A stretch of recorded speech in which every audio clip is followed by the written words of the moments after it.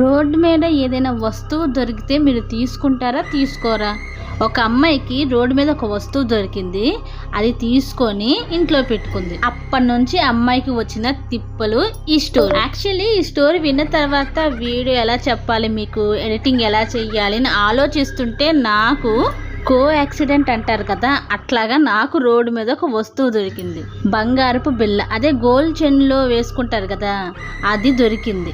ఈ story already విన్నాను కదా, నాకు భయం వేసి ఆ బంగారపు బిళ్ళని ఇంటికి తీసుకురాకుండా గుడిలోకి వెళ్ళి, గుళ్ళో డబ్బులు వేస్తాం కదా, అందులో వేసేసా.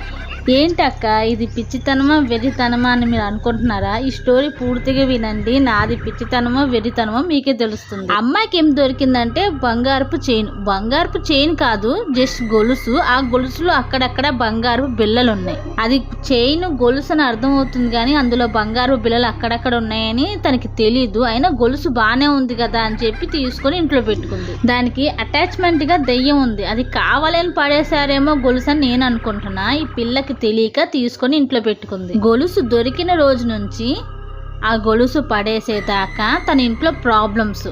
మొత్తం 45 రోజులు తను టార్చర్ అనుభవించింది. గొలుసు ఇంట్లో పెట్టిన రోజు రాత్రి 10:30కు వాళ్ళ నాన్నకి యాక్సిడెంట్ అయిందంట. కాలు విరిగి హాస్పిటల్లో పాలయ్యాడు. తనకి ఆ రోజు రాత్రి నుంచి నిద్ర పట్టట్లేదు. తన ఇంట్లో అర్ధరాత్రిలో ఎవరో ఏడుస్తున్నట్టు తనకి వినిపిస్తుందంట. గిన్నెల సౌండ్లు అప్పుడప్పుడు వినిపిస్తాయి, కుర్చీలు మంచాలు టేబుల్స్ జరిపితే ఎలా సౌండ్లు వస్తాయి ఆ సౌండ్లు వినిపిస్తాయి. ఎవరో అటు ఇటు తిరుగుతున్నట్టుగా అనిపిస్తుంది. ఇది వాళ్ళ నాన్న యాక్సిడెంట్ అయిన 2 రోజుల తర్వాత వాళ్ళ అన్నయ్య సూసైడ్ అటెంప్ట్ చేసుకున్నాడంట. తను లవ్ లో ఫెయిల్ అయ్యాడు, సో ఆత్మహత్య ప్రయత్నం చేశాడు. కానీ ఆ టైంలో ఇంట్లో వాళ్ళు ఉన్నారు కాబట్టి తనని సేవ్ చేయగలిగారు. వాళ్ళ అన్నయ్యని కూడా హాస్పిటల్లో జాయిన్ చేశారు. తనకి జస్ట్ బెడ్ రెస్ట్ ఇచ్చారంట, అంతే. అన్నయ్య నాన్న హాస్పిటల్లో ఉంటే వీళ్ళందరూ ఇంట్లో ఎలా ఉంటారు, హాస్పిటల్లోనేగా ఉంటారు. అలాగే హాస్పిటల్లో ఉన్నారు. అప్పుడు ఏమైంది తెలుసా, వాళ్ళ ఇంట్లో దొంగలు పడ్డారు. అంతా ఊడ్చుకొని పోయారంట. బీరువాళ్ళ డబ్బు, నగలు, విలువైన వస్తువులు, టీవీ కూడా వదలలేదు. టీవీ ఫ్రిడ్జ్ కూడా ఎట్టుకుపోయారు. వాళ్ళ అమ్మ లబో దిబో మంది. కానీ ఇక్కడ విచిత్రం ఏంటంటే తనకి దొరికిన గొలుసు అక్కడే బల్ల మీద ఉంది. తినికి తెలీదు చిన్నపిల్ల ఆ గొలుసుకి గోల్డ్ బిళ్ళలు ఉన్నాయని. కానీ దొంగతనం చేసే వాళ్ళకి గోల్డ్ ఏంటో రోల్ గోల్డ్ ఏంటో తెలిసిపోతాయి కదా. మరి వాళ్ళు ఎలా ఆ గొలుసుని ఎలా వదిలేశారో తెలియదు. వెంటనే 3 ఇన్సిడెంట్స్. అన్నయ్య, నాన్న, దొంగతనం ఇంట్లో. వీళ్ళు పోలీస్ కంప్లైంట్ ఇచ్చారు కానీ పోలీస్ రెస్పాన్స్ సరిగ్గా లేదంట. దొరికితే చూద్దాం, తెద్దాం, ఇద్దాం అన్నట్టు మాట్లాడారంట. దీనికి ఈ అమ్మాయికి ముక్కులోంచి బ్లీడింగ్ అవుతుంది బాగా.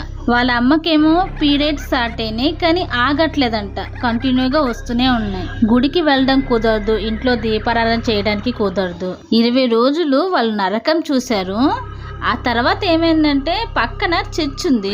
సో పక్కన వాళ్ళ ఆంటీ, ఈ అమ్మాయి గొలుసు దొరికిన అమ్మాయి ఇద్దరు కలిసి చర్చి దగ్గరికి వెళ్ళి ఇలా జరుగుతుందండి, నెగిటివ్ ఎనర్జీ ఏమైనా ఇల్లులోకి వచ్చిందేమో, ఇల్లంతా ఒకసారి చూసి హోలీ వాటర్ కొట్టండి అని చెప్పి అడిగారు. కానీ ఫాదర్ వినలేదంట. కొంచెంసేపు బతిమలాడితే ఒప్పుకొని ఆ రోజు ఆదివారం సాయంత్రం వచ్చి ఇల్లంతా హోలీ వాటర్ కొట్టారు.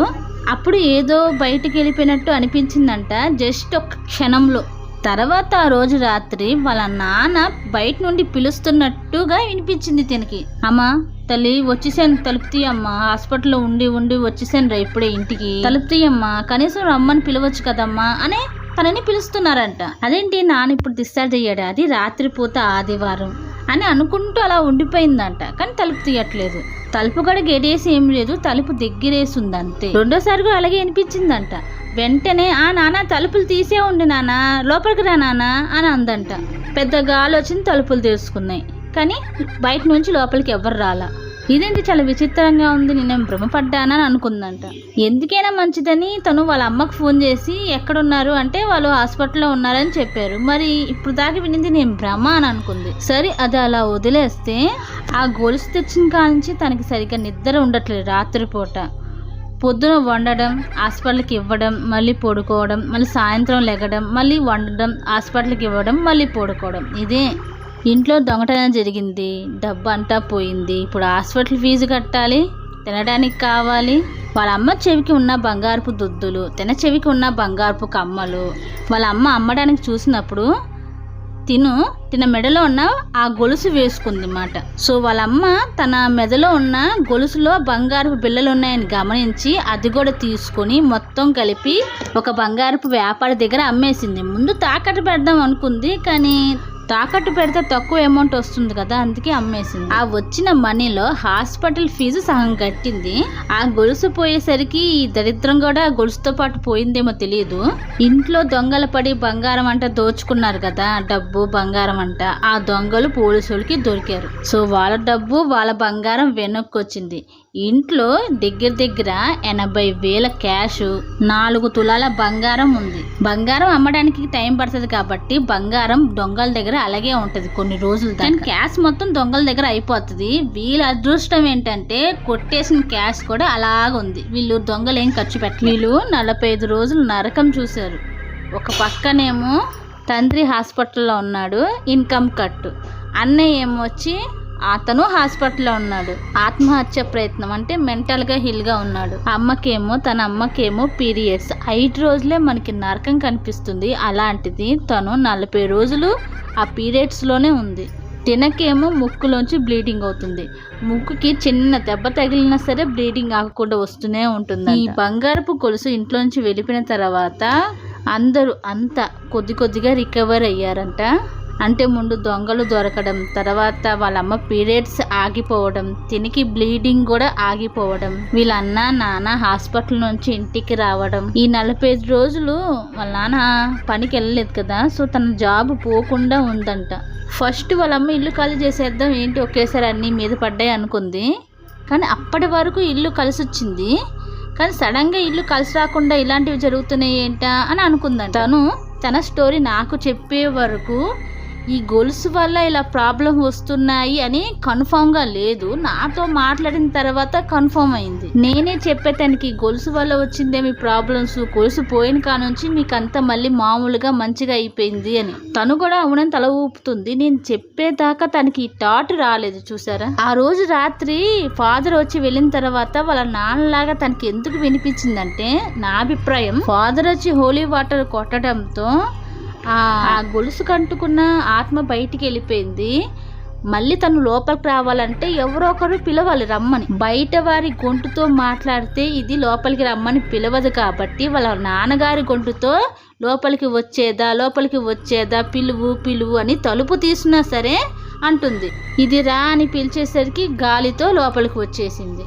ఈ గొలుసును కొన్న వ్యాపారవేత్తకి ఏం జరిగిందో తెలియదు, తెలుసుకోవాలని కూడా లేదు. మాకు భయం వేసింది. తను ఈ స్టోరీ చెప్పిన రోజే నాకు యాక్సిడెంట్ గా గోల్డ్ బిల్లో, గోల్డ్ లాకెట్, గొలుసులు వేసుకుంటాం కదా, అలాంటిది దొరికింది. దాన్ని నేను ఇంటికి ఏం తీసుకొస్తాను? ఇంటికి రాకుండా నేను అలా గుళ్ళోకి వెళ్ళి డబ్బులు వేస్తామే, డబ్బా గుళ్ళో ఉంటది కదా, అందులో వేసేసా. నేను ఏమనుంటే దేవుడు చూసుకుంటాడు అంతే. ఇది మొన్నటిదాకా తన లైఫ్లో జరిగిన స్టోరీ. తను అంటున్నా, తన పేరు చెప్పలేదు కదా ఇప్పటి వరకు. నేను తన పేరు ఐశ్వర్య, నేను ముందుగా ఐశ్వర్య అని పిలుస్తాను. తను నా కాలేజ్ ఫ్రెండ్. ఇప్పుడు అంతా బాగానే ఉంది. ఈ ఇన్సిడెంట్స్ అన్నీ జరిగిన సంవత్సరం 2021 అంట. ఇప్పుడు 3 సంవత్సరాలు 4 సంవత్సరాలు అయిపోయినాయి. ఈ 4 సంవత్సరాల్లో ఎప్పుడు ఇలాంటివి జరగలేదంట. మాది హ్యాపీ ఫ్యామిలీ అని చెప్తుంది. నిజంగా వాళ్ళది హ్యాపీ ఫ్యామిలీ. ఇప్పుడు చెప్పండి, నేను చేసింది కరెక్టేనా? ఇందులో నాకు అనిపించింది ఏంటంటే, తను చెప్తున్నప్పుడు ఆ గొలుసుకి ఏదో చేసి దారిలో పడేశారు, కావాలనే పడేశారు. వాళ్ళే దెయ్యాన్ని అంటించారేమో అని నా అభిప్రాయం. అంటే ఇంటికి గాని స్థలానికి గాని ఒక దెయ్యం అంటుకుంటే అలాంటి దెయ్యాన్ని నాశనం చేయడం కుదరదు. సో అలాంటప్పుడు ఏం చేస్తారంటే, ఇలాంటి బంగారపు వస్తువులు కంటించి రోడ్డు మీద పడేస్తారు. అప్పుడు రోడ్డున పోయే కాకమ్మలు, దారిన పోయే పిచ్చుకమ్మలు వాటిని తీసుకుంటే ఆ ఆత్మ వీళ్ళకి అంటుకుంటుంది అన్నమాట. అక్కడ వదిలేసి ఇక్కడ అంటుకుంటుంది. మీకు రోడ్డు మీద ఏదైనా వస్తువు దొరికితే అది గుడిలో వదిలేయండి, అదే మంచిది, బెటర్ కూడా. ఎనీవే, ఈ స్టోరీ ఎలా ఉంది? బాగుందా? మీకు నచ్చిందా? అయితే నా వీడియోని మర్చిపోకుండా సబ్స్క్రైబ్ చేసుకోండి. Thank you for watching. Bye.